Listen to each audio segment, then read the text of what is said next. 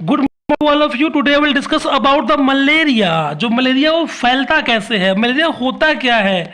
First of all malaria क्या होता है। मलेरिया एक डिसीज है जो जो एक पैरासाइट की वजह से होता है।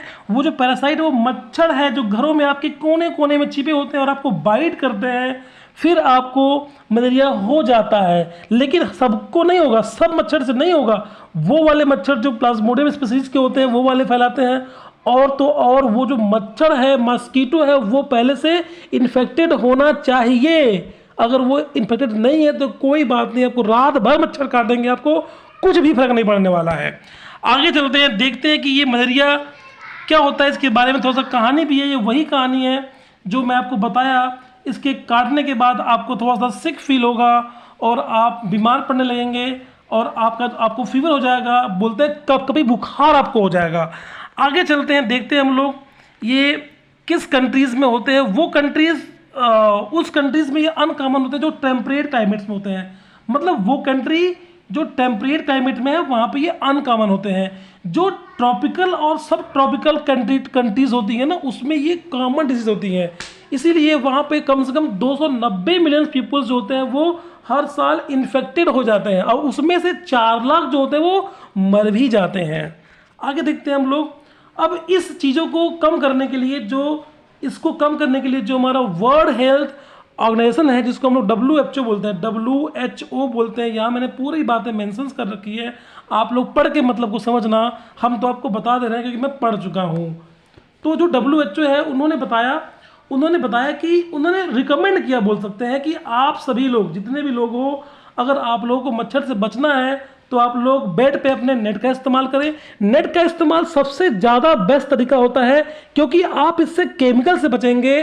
कॉइल भी बहुत धुआं करता है, उससे बचेंगे, हर चीज़ से आप बचेंगे और आपका जो हेल्थ है वो अच्छा रहेगा। उसके बाद आप फुल कपड़े पहन लो, अपने आप को प्रोटेक्ट कर सकते हो। उसके बाद आप एक कुछ जेल्स भी आती हैं हाथों में लगाने वाली, आप वो भी, एक ऑइंटमेंट आता है, आप वो भी इस्तेमाल कर सकते हो। कुछ ऐसी कंट्रीज है जहाँ पे हाई रिस्क होता है, उनको तो बोलते हैं कि भैया वैक्सीन लगवा लो, एंटी मलेरियल वैक्सीन भी आप लगवा लो इससे बचने के लिए। लेकिन हर जगह नहीं, जहाँ पे हाई रिस्क जगह होती है वहाँ की बात करते हैं। ये सारी बातें वही है जो मैं आपसे बताया। अगर आप पढ़ेंगे तो पूरा का पूरा सेम मैटर वही समझ में आएगा आपको जो मैंने आपको बोली है।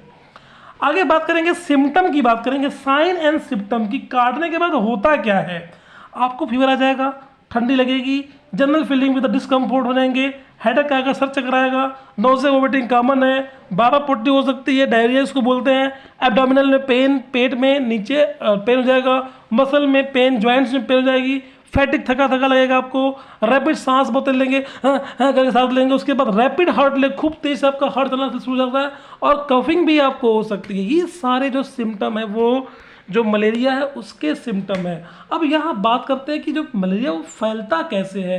ये सारी बातें मैंने इंग्लिश में लिखी है ताकि आप लोग देख करके नोट्स बना सके। लिखा है इन्फेक्टेड मॉस्किटो, मतलब कि वो मॉस्किटो जिसको पहले से हो चुका है उसके बारे में बात करेंगे। अगर कोई इन्फेक्टेड मॉस्किटो है, अगर किसी को बाइट करता है तो फिर क्या होता है, उसके पास वो पहुंच जाता है, उसके पास जो उसके पैरासाइट से पहुंच जाते हैं। फिर ट्रांसमिशन ऑफ पैरासाइट, ये मैंने पार्ट में बताया कि पहले बाइट किया, फिर फैलने लगा, अब वो ट्रांसमिट करेगा। तो क्या करेगा वो, in this mosquito bite you in the future. अब ये मॉस्किटो अगर आपको बाइट करता है तो क्या, it can transmit parasite you, आपको फैला देगा ये। फिर इन द लीवर, अब ट्रांसमिट हो गया, पहले वो लीवर में ही आता है, वो लीवर में आने के बाद वो सालों साल पड़ा रहता है, वो डॉर्मेंट में चला जाता है कभी कभी वो। लेकिन जब वो मैच्योर होगा तो आपके ब्लड स्ट्रीम में पहुंच जाता है वो। जब ब्लड स्ट्रीम में पहुंच जाएगा उस समय फिर कोई नया मच्छर आपको काट लेगा ना तो मच्छर इन्फेक्टेड हो जाएगा। फिर वो इन्फेक्टेड मच्छर अगर किसी और व्यक्ति को काटता है तो वही बंदा इन्फेक्टेड हो जाएगा। ये इसके साइकिल्स होते हैं। यहाँ लिखा है मैंने ऑन द नेक्स्ट पर्सन, तो वही अगर फिर से दोबारा काटेगा तो उसको भी ये फैला सकता है। अब इस सारी बातों को मैंने चार्ट वाइज भी बताया है। चार्ट वाइज जो है ज़्यादा बढ़िया है as compared to this wise. वैसे इसमें कोई दिक्कत तो नहीं है, किसी को होगा तो आप मुझे कमेंट करना, कोई दिक्कत नहीं है।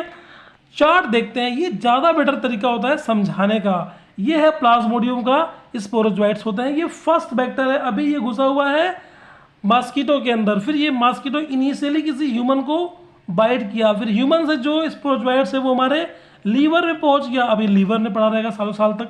उसके बाद जब ये मैच्योर होगा तो लीवर को छोड़ देगा और आपके ब्लड स्ट्रीम में आ जाएगा। उस समय आप पूर्ण रूप से मलेरिया के गिरफ्त में आ जाएंगे, और जो मलेरिया है के चक्कर में आपको हाई बुखार, टेम्परेचर बढ़ जाना, कभी कभी हो जाना, ये जो लड़की दिखाई दे रही है इसको सब कुछ लक्षण आ जाएंगे जो बताया गया था। उसके बाद अब इस लड़की को कोई मच्छर आके काट लेगा, फिर अब मच्छर के अंदर वो इन्फेक्शंस आ गया है। अब मच्छर जब फिर किसी व्यक्ति को काटेगा वही मच्छर, तो जो अगला व्यक्ति होगा उसको मलेरिया हो जाएगा और वो परेशान हो जाएगा। This is all about the malaria. इस तरह से ही मलेरिया फैलता है। Thank you very much video को देखने के लिए। कोई भी दिक्कत हो, कोई भी डाउट हो, आप मुझे बताना, मुझे इन्फॉर्म करना। तब तक के लिए बाय बाय। आपको नेक्स्ट भेजेंगे इसके बाद। Thank you.